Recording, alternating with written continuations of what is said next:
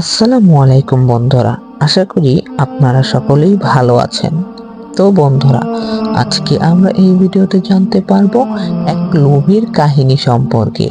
তো বন্ধুরা, বেশি কথা না বলে আজকের মূল ভিডিও শুরু করা যাক।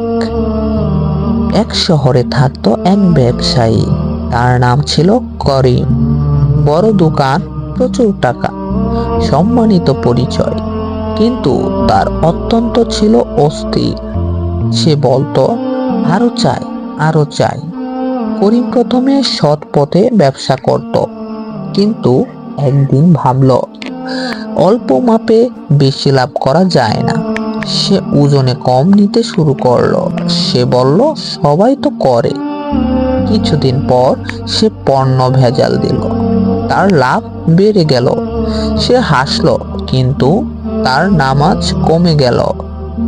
একদিন এক বৃদ্ধ আলেম তার দোকানে এলেন।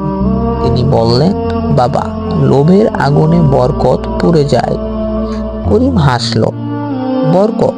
আমার তো সবই আছে। কিছুদিন পর করিমের ব্যবসা হঠাৎ ধসে পড়ল। আগুনে দোকান পুড়ে গেল, মাল নষ্ট, ঋণে ডুবে গেল। সে বলল, এটা কেন হলো? লোভ সাধু ব্যবসা নষ্ট করল না, স্ত্রীর সঙ্গে ঝগড়া, সন্তানের অবাধ্যতা, ঘুম হারাম।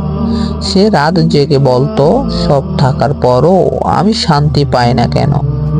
এক রাতে সে মসজিদে গেল।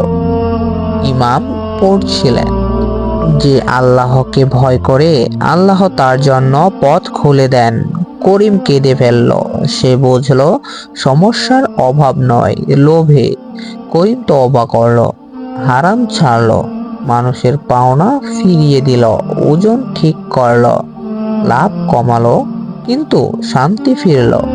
কিছুদিন পর আল্লাহ তার ব্যবসায় বরকত দিল। ধীরে ধীরে সে আবার দাঁড়ালো, কিন্তু এবার তার অন্তর ভরা ছিল সন্তুষ্টিতে।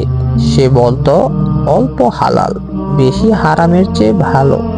তো বন্ধুরা, এই ছিল আজকের মূল ভিডিওটি ভালো লাগলে অবশ্যই লাইক করে দিন। চ্যানেলে নতুন থাকলে সাবস্ক্রাইব করে আমাদের পাশেই থেকো। আজকের মতো এখানেই বিদায় নিচ্ছি। আল্লাহ হাফেজ।